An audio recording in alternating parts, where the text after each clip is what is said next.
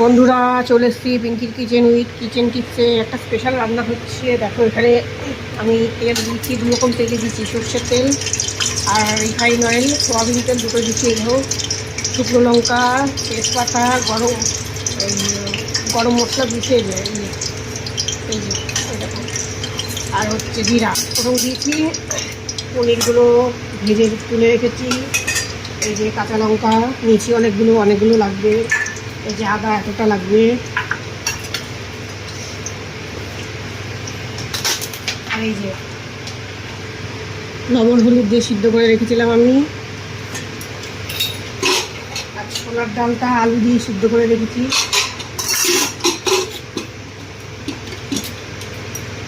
এবার আমি এটা দিয়ে দেবো।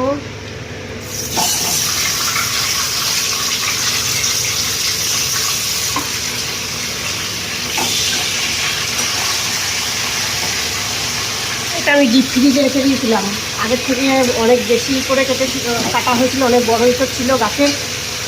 ডিপ ফ্রিজে রেখে দিয়েছিলাম, জমে আছে এখন।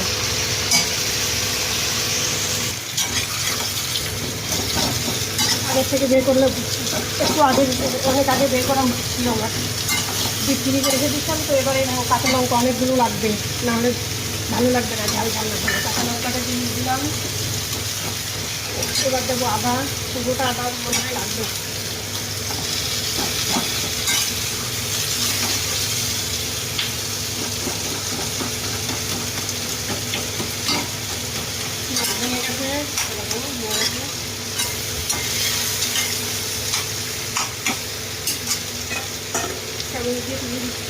এতটা পরিমাণ আদা একটু বেশি, এতটা পরিমাণ আদা দিলাম।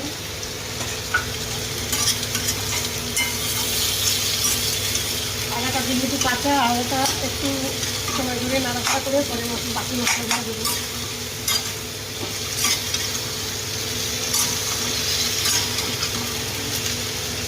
সামান্য একটু জল দেবো, সামান্য পরিমাণে একটু জল দেবো।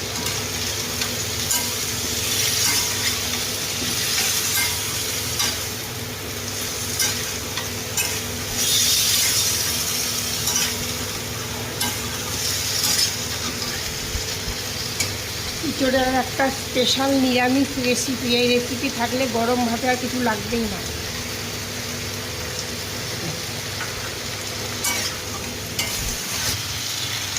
দেখো বন্ধুরা, এবার এক এক করে বাকি মশলাটা দিয়ে দেবো। যেহেতু কাঁচা লঙ্কা অনেকগুলো দিয়েছি, একটু সামান্য কালারের জন্য সামান্য একটু হাফ লঙ্কার দিয়ে দিলাম। এবার দেখো জিরে গুঁড়ো 1 চামচ, 2 চামচ, 2 চামচ।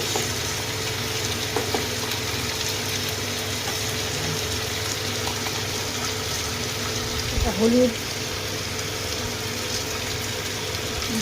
2 চামচ মতো, 1.5 চামচ মতো দিচ্ছি। সামান্য একটু জল দিতে হবে।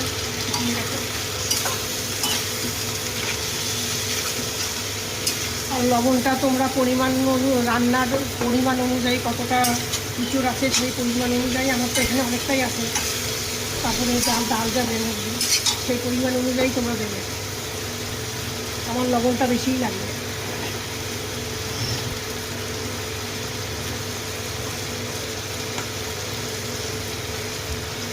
এবার দিয়ে দেবো চিনি।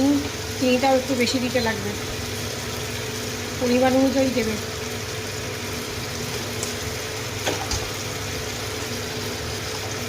এবার এটাকে ভালো করে কষিয়ে নেবো, সামান্য জল দিয়ে কষাবো।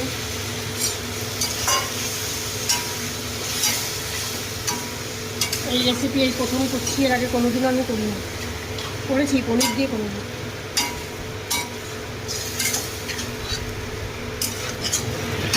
দেখো বন্ধুরা, কষানো হয়ে গেছে। দেখো তেল ছেড়ে দিয়েছে ইঁচড় থেকে। এই দেখো, দেখেছো তেল ছেড়ে দিয়েছে।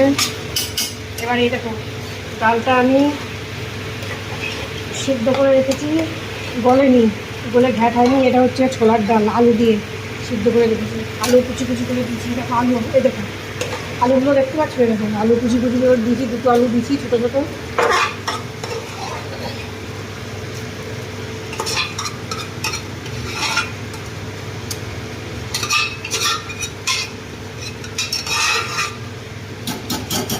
এখানে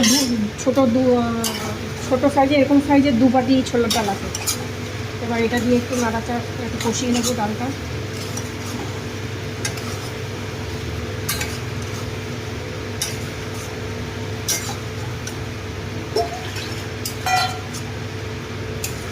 এই রেসিপি একবার বানিয়ে খেয়ে দেখো, দারুণ লাগে, নিরামিষ রেসিপি। হয়ে গেল। এবার আমি প্রেশার কুকারটা ধুয়ে জলটা দিয়ে দেবো।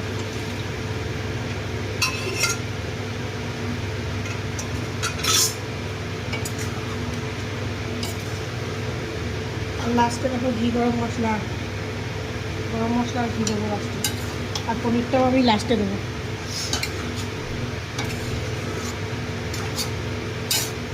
আর একটু জল লাগবে।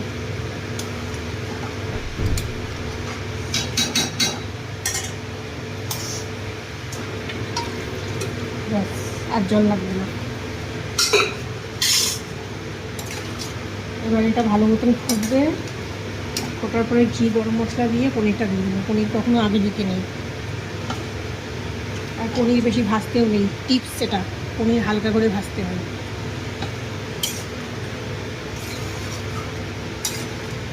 পনির বেশি ভাজলে টায়ারের মতো শক্ত কেমন যেন একটা হয়ে যায়, বিচ্ছিরি হয়ে যায়।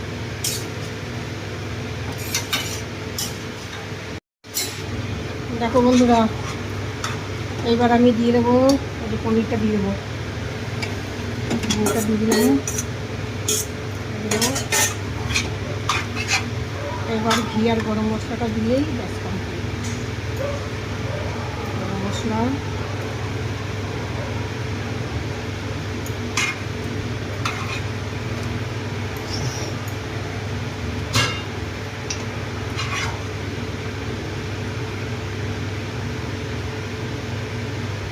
ঘি এখানে আমি ছোটো চামচের 2 চামচ পরিমাণ ঘি দিয়েছি।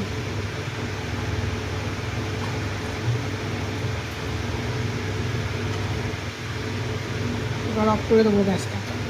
ব্যাস রেডি আমার।